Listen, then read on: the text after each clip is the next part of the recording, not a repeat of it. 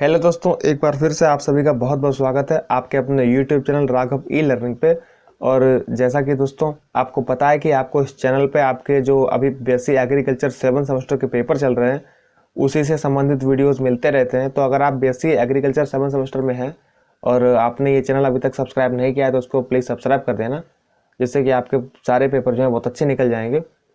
और दोस्तों हमारे बहुत से भाइयों ने और कमेंट किया था कि भाई जो पिछले वर्ष का जो पेपर था dairy chemistry and animal nutrition का, उसको एक बार सॉल्व करके बताओ कि पिछला वाला पेपर जो है वो कैसा आया था। ठीक है, क्योंकि दोस्तों कोविड के बाद से हम लोग को ऐसा देखने को मिल रहा है कि हमारे जो पेपर हैं वो हमारे ऑब्जेक्टिव हो रहे हैं और पहले हम लोग सब्जेक्टिव पेपर देते थे। ठीक है, तो अब ऑब्जेक्टिव में दोस्तों किस टाइप के क्वेश्चन बनेंगे, कहाँ से बनेंगे, थोड़ा ये लगा रहता है। ठीक है सबको, तो उसीलिए दोस्तों मैं पिछली बार वाला पेपर लेके आया हूँ। तो चलिए दोस्तों पेपर शुरू करते हैं। और पेपर शुरू करने से पहले एक बार आपसे कहूँगा, अगर वीडियो आप देख ही रहे हैं तो आप इसको लाइक ज़रूर कर दीजिएगा और पेपर देखने के बाद लास्ट में कमेंट में बताइएगा कि आपको वीडियो कैसी लगी। ठीक है, या अगर बाय मिस्टेक मैं यहाँ पे कुछ गलत बोल देता हूँ, ठीक है, तो आप उसको कमेंट में बताइएगा कि नहीं सर ये नहीं, ये होता है। ठीक है, चलिए दोस्तों शुरू करते हैं।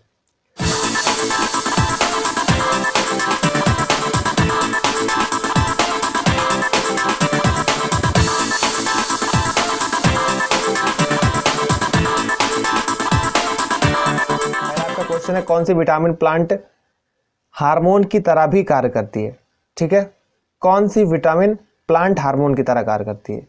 तो वो दोस्तों आपकी है विटामिन सी। ठीक है, आपकी कौन सी विटामिन है? विटामिन सी जो है आपकी वो प्लांट हार्मोन की तरह भी कार्य करती है। ठीक है, आगे चलेंगे दोस्तों। दूध का सबसे अच्छा स्रोत है।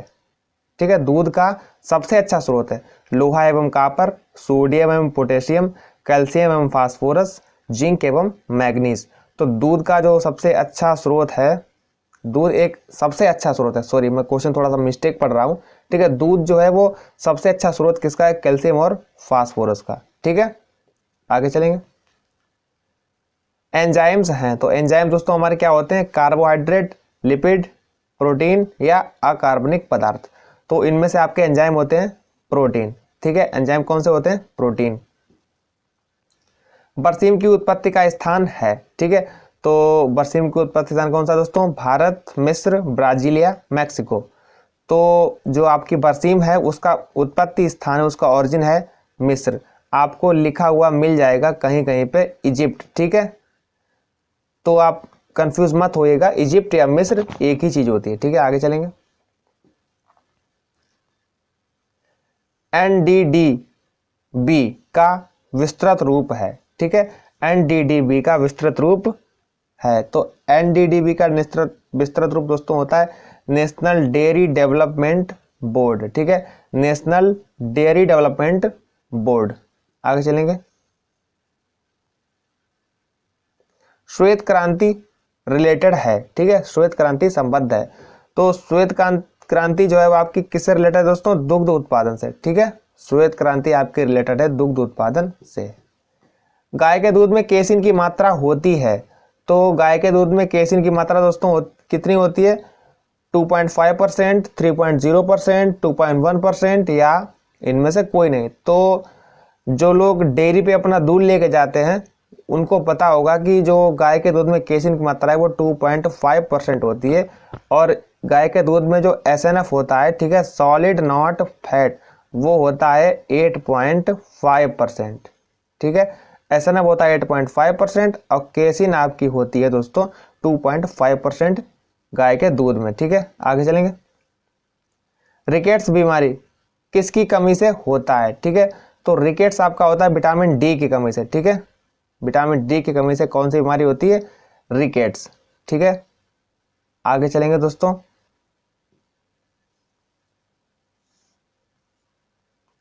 दुग्ध वसा का अपेक्षित घनत्व है। तो दुग्ध वसा का अपेक्षित घनत्व दोस्तों कितना है? 0.85, 0.93, 1.03 या 1.05। तो जो दुग्ध वसा है दोस्तों उसका आपका अपेक्षित घनत्व होता है 0.93। ठीक है, आगे चलेंगे। किस तत्व की दूध में कमी होती है? ठीक है, तो मैग्नीशियम, कैल्शियम, आयरन या फास्फोरस। तो दूध में दोस्तों काय की कमी होती है? आयरन की। बाकी कैल्शियम भी होता है, मैग्नीशियम भी और फास्फोरस भी उसमें होता है। ठीक है, आगे चलेंगे दोस्तों।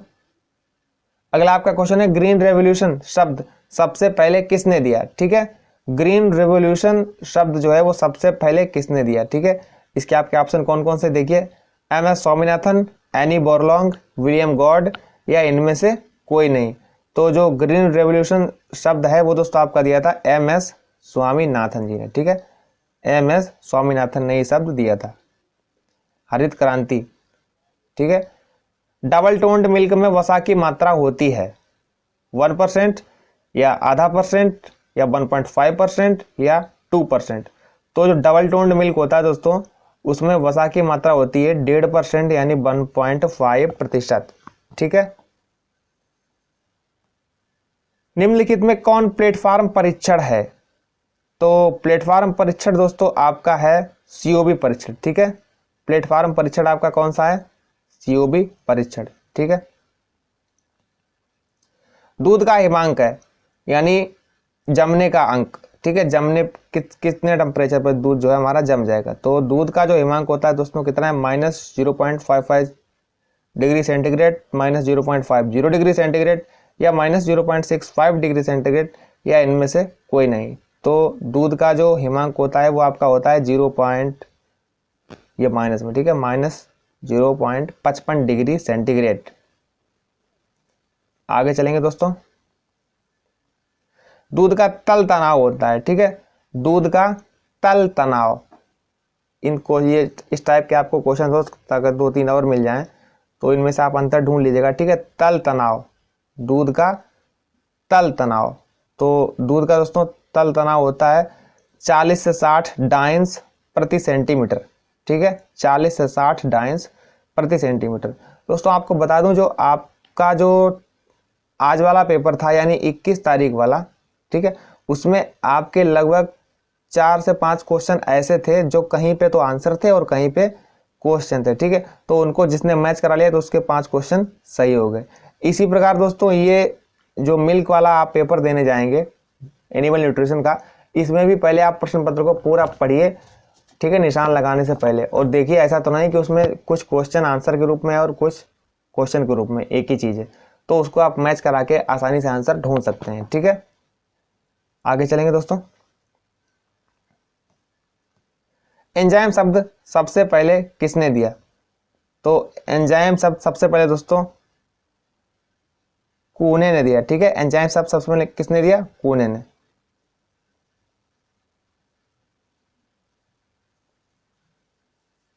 आगे चलेंगे दोस्तों। सपरेटा दूध का अपेक्षित घनत्व तो होता है। तो दोस्तों सपरेटा दूध का अपेक्षित घनत्व तो वैसे तो होता है 1.035 से 1.037। ठीक है, तो इस हिसाब से आपका ऑप्शन हो जाएगा 1.037। ठीक है, असंतृप्त वसीय अम्ल है। असंतृप्त वसीय अम्ल कौन सा है दोस्तों, ओलिक एसिड। ठीक है, कौन सा है, ओलिक एसिड। आगे चलेंगे। बरसीम चारा में डीसीपी मात्रा होती है। बरसीम चारा में डीसीपी की मात्रा कितनी होती है, 1% से 1.5%, 2.5 से 2.8%, 4.0 से 4.5% या 5.0 से 5.5%। तो ये दोस्तों आपकी होती है 2.5 से 2.8% बरसीम चारा में डीसीपी की मात्रा। ठीक है, ये मात्राएं और इनको आप ध्यान से देखा करिए। ठीक है, क्योंकि ऐसे ये मिल्क वाले में आपको बहुत सारे क्वेश्चन मिलेंगे कि इसमें ये इतने परसेंट, ये इसमें ये इतने परसेंट। हार्मोन शब्द सबसे पहले किसने दिया, मार्टिन ने, डार्विन ने, मॉर्लिंग ने या स्टार्लिंग ने।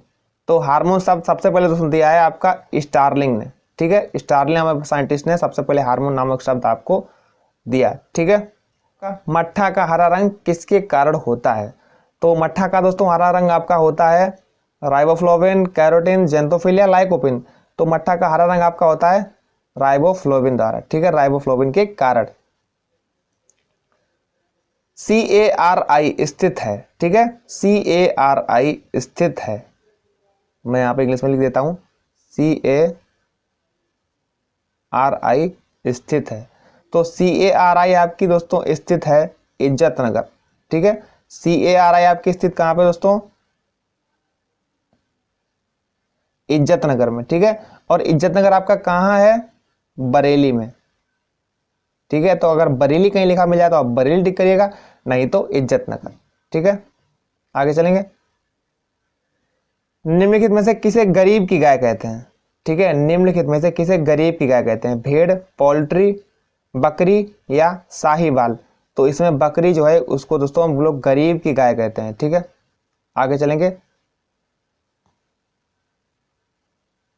कोल कैल्सीफेरॉल है, कोल कैल्सीफेरॉल क्या है? Vitamin D3, vitamin B5, sorry vitamin B6 या विटामिन B12 या विटामिन E। तो कोल कैल्सीफेरॉल आपका है विटामिन D3। ठीक है, विटामिन D3। आगे चलेंगे दोस्तों। किसमें सबसे कम कच्ची प्रोटीन की मात्रा है? किसमें सबसे कम कच्ची प्रोटीन की मात्रा है? तो सबसे कम कच्ची प्रोटीन की जो मात्रा है वो आपकी है दोस्तों ब्लड मील में। ठीक है, किसमें है? ब्लड मील में। आगे चलेंगे दोस्तों।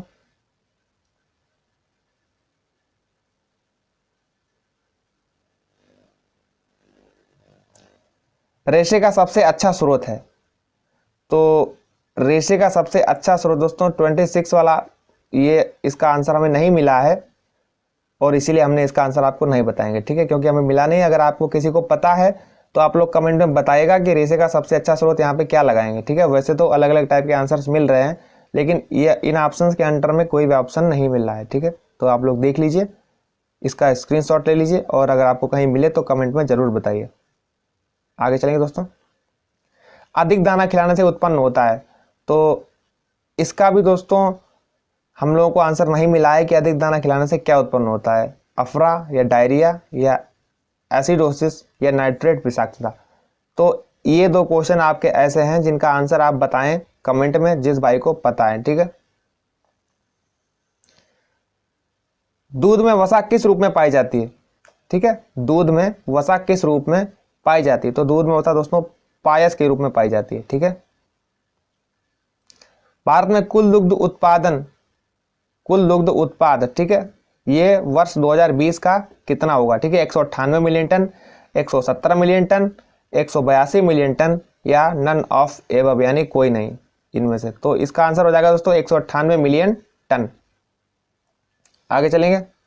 देसी गाय के दूध का क्वथनांक होता है, तो देसी गाय के दूध का क्वथनांक कितना हो दोस्तों? 100.15 degree centigrade, 100.0 degree centigrade, 100.51 degree centigrade या 100.61। तो राइट आंसर आपका ए हो जाएगा 100.15 डिग्री सेंटीग्रेड। ठीक है, आगे चलेंगे दोस्तों। दूध का मीठा स्वाद किसके कारण होता है? सुक्रोज, फ्रैक्टोज, लैक्टोज या माल्टोज? तो दूध का मीठा स्वाद जो आपको होता है वो होता है लैक्टोज के कारण। ठीक है, आगे बढ़िए। दूध का पीएच मान होता है दोस्तों, दूध का पीएच मान होता है, वैसे तो आप अगर यहाँ पे ऑप्शन के हिसाब से देखें तो दूध का पीएच मान आपको मिलेगा 6.6 डिग्री सेंटीग्रेड। ठीक है, आगे चलेंगे। गाय की किस नस्ल में वसा सबसे अधिक होती है? तो वो दोस्तों आपकी नस्ल है साहिवाल, सिंधी, जर्सी या गिर। तो गाय की एक ऐसी नस्ल कौन सी है जिसमें वसा सबसे अधिक होती है? तो वो है आपकी जर्सी। ठीक है, कौन सी है? जर्सी। ताजे गाय के दूध में प्राकृतिक अम्लता होती है, तो ताजे गाय के दूध में दोस्तों प्राकृतिक अम्लता होती है आपकी 0.14%, 2.1%, 0.014% या इनमें से कोई नहीं। तो ताजे दूध में आपकी जो मात्रा होती है, अम्लता होती है, वो होती है 0.14%। ठीक है, आगे चलेंगे। विटामिन B12 को भी कहते हैं, मतलब इनमें से ऐसा कौन सा नाम है जो विटामिन B12 का है? ठीक है, एस्कॉर्बिक एसिड, पेंटोथेनिक एसिड, साइनोकोबेलामिन या इनमें से कोई नहीं। तो इसका आपका राइट आंसर हो जाएगा दोस्तों साइनोकोबेलामिन। विटामिन B12 का ये दूसरा नाम भी होता है। कैरोटीन एक पूर्वगामी है, कैरोटीन एक पूर्वगामी है। तो vitamin A, vitamin B1, vitamin C या विटामिन ई? इसका राइट आंसर दोस्तों है आपका विटामिन ए। ठीक है, दूध चढ़ाने के लिए उत्तरदायी हार्मोन है दोस्तों। जानवर जब डर जाता है, ठीक है, आपने उसको मार दिया, और जानवर डर गया तो उसके अंदर एक हार्मोन स्रावित होने लगता है, जिस हार्मोन के कारण जो जानवर का दूध होता है वो वापस नसों में ऊपर चढ़ जाता है। तो इनमें से आपको बताने कि वो कौन सा हार्मोन है, तो वो दोस्तों आपका हार्मोन है एड्रिनलिन। ठीक है, इनमें से आपका कौन सा हार्मोन है जो दूध को चढ़ाने के लिए काम आता है, जानवर ऑटोमेटिक चढ़ा लेता है। ठीक है, जानवर अपने मन से नहीं चढ़ाता दोस्तों, जब आप उसे डराएंगे या वो किसी कारणवश डर जाएगा तो ये जो एड्रिनल हार्मोन है वो ऑटोमेटिक स्रावित होता है और ऑटोमेटिक दूध जो है वो ऊपर उसकी नसों में चला जाता है। ठीक है, अब जब जानवर दूध चढ़ा लेता है तो हम दूध निकालने के लिए कौन सा इंजेक्शन लगाते हैं दोस्तों, ऑक्सीटोसिन। ये दुग्ध स्राव के लिए, ठीक है, दुग्ध उतारने के लिए ये हार्मोन जो है जरूरी होता है। और प्रोलैक्टिन क्या करता है दोस्तों, दुग्ध स्राव, ये ऑटोमेटिक होता है। ठीक है, सर्कुलेशन, ब्लड सर्कुलेशन या मिल्क सर्कुलेशन थनों के अंदर जो होता है वो ऑटोमेटिक होता है प्रोलैक्टिन के द्वारा। लेकिन जब आप जबरदस्ती दूध, जैसे जानवर ने दूध चढ़ा लिया किसके कारण, एड्रेनलिन के कारण, और आपको दूध निकालना है तो आप लगाएंगे ऑक्सीटोसिन का इंजेक्शन। आगे चलेंगे। पीसीडीएफ का विस्तृत रूप है, तो पीसीडीएफ का विस्तृत रूप दोस्तों आपका हो जाएगा प्रादेशिक कोऑपरेटिव डेयरी फेडरेशन। ठीक है, प्रादेशिक कोऑपरेटिव डेयरी फेडरेशन। आगे चलेंगे। गाय के दूध का पीला रंग किसके कारण होता है, आपने देखा होगा गाय का जो दूध होता है वो हल्का हल्का पीला होता है, तो उसमें कैरोटीन के कारण गाय का दूध जो है उसका कलर पीला होता है। दूध में प्रोटीन किस रूप में पाई जाती है, घोल, इमल्सन, कोलाइड या इनमें से कोई नहीं। तो दूध में दोस्तों कोलाइडी कणों के रूप में प्रोटीन पाई जाती है। ठीक है, दूध में कोलाइडी कणों के रूप में प्रोटीन पाई जाती है। आगे चलेंगे। IGFRI स्थित है, तो IGFRI आपका स्थित है दोस्तों झांसी, हिसार, नई दिल्ली या करनाल। तो IGFRI आपका मैं यहाँ पे लिख देता हूँ, आप लोग ध्यान से, IGFRI।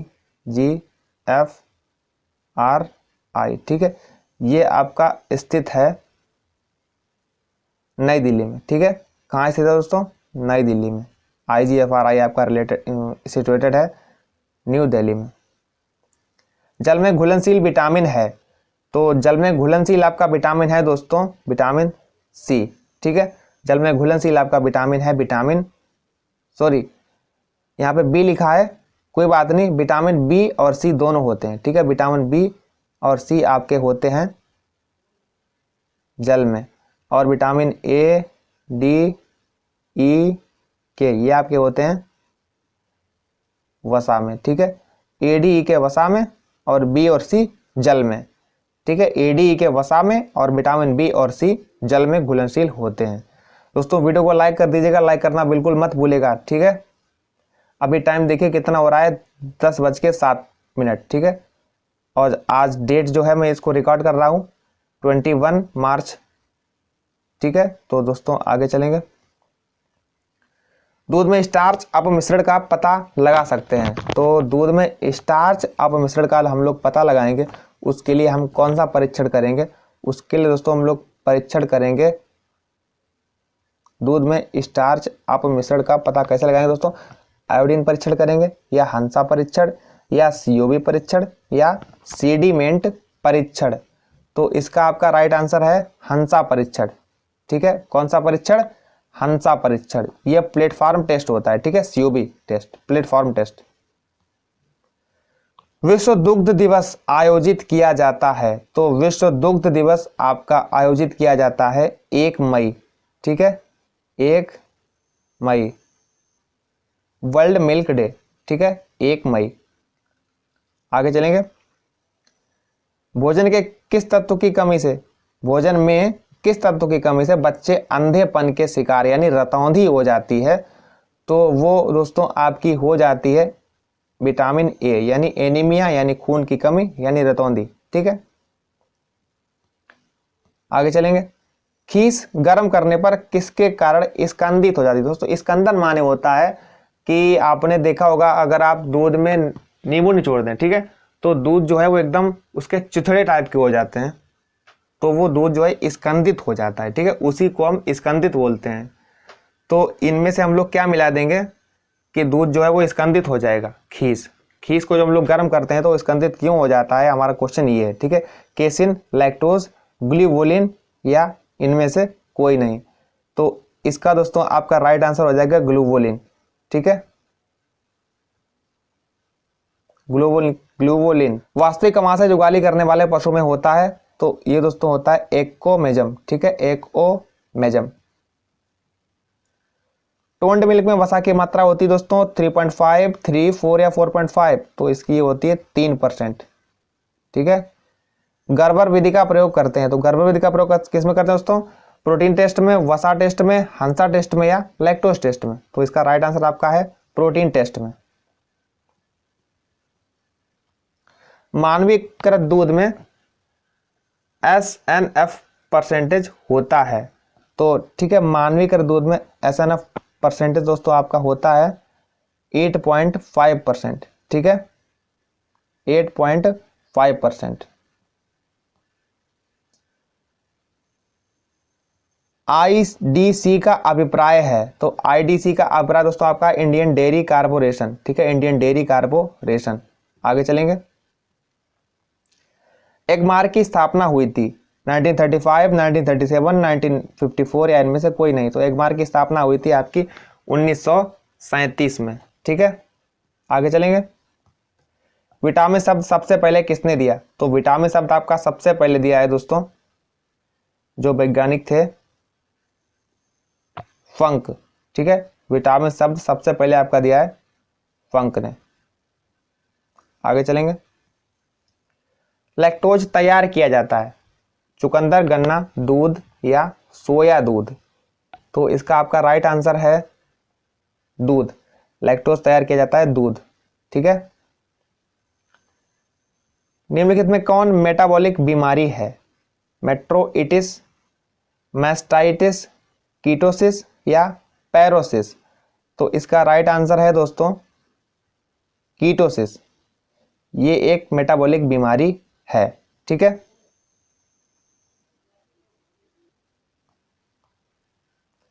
दूध में मुख्य कार्बोहाइड्रेट है ग्लूकोज, फ्रक्टोज, लैक्टोज या सुक्रोज। तो इसका आपका राइट आंसर है दोस्तों लैक्टोज। दूध में मुख्य कार्बोहाइड्रेट क्या है? लैक्टोज। विश्व के निम्नलिखित किस देश में सबसे अधिक दुग्ध उत्पादन होता है? USA, USSR, भारत या ऑस्ट्रेलिया। तो सबसे ज्यादा दुग्ध उत्पादन दोस्तों आपका होता है भारत। ठीक है, सबसे ज्यादा दुग्ध उत्पादन आपका होता है इंडिया में। दुग्ध प्रोटीन को कहते हैं जेन, कैरोटीन, कैसीन या कोलाजिन। तो इसका दोस्तों राइट आंसर आपका हो जाएगा केसिन। दूध की जो प्रोटीन होती है उसको हम लोग केसिन बोलते हैं। 1 लीटर दूध का वजन लगभग होता है, तो 1 लीटर दूध का वजन दोस्तों होता है 30 ग्राम। ठीक है, 1030 ग्राम 1 लीटर दूध का वजन होता है। निम्नलिखित में किसके दूध में लैक्टोज सबसे अधिक होता है? ठीक है, गाय, भैंस, भेड़ या मानव। तो इसका आपका राइट आंसर दोस्तों है मानव। सबसे अधिक लैक्टोज मानव के दूध में पाया जाता है। तो दोस्तों आज के लिए इतना ही। आप लोगों ने बहुत सारे कमेंट किए थे तो मैं ये एक वीडियो लेके आया। और अगर आपको वीडियो पसंद हो तो आप वीडियो को लाइक करिएगा, और चैनल पर नए आए हो तो इसको सब्सक्राइब करिए, और कमेंट में हमको बताइए कि आपको वीडियो कैसी लगी या वीडियो में आपको कहाँ कहाँ पे सस्पेंस है। ठीक है, मिलते हैं तब तक दोस्तों अगली वीडियो में। तब तक के लिए धन्यवाद।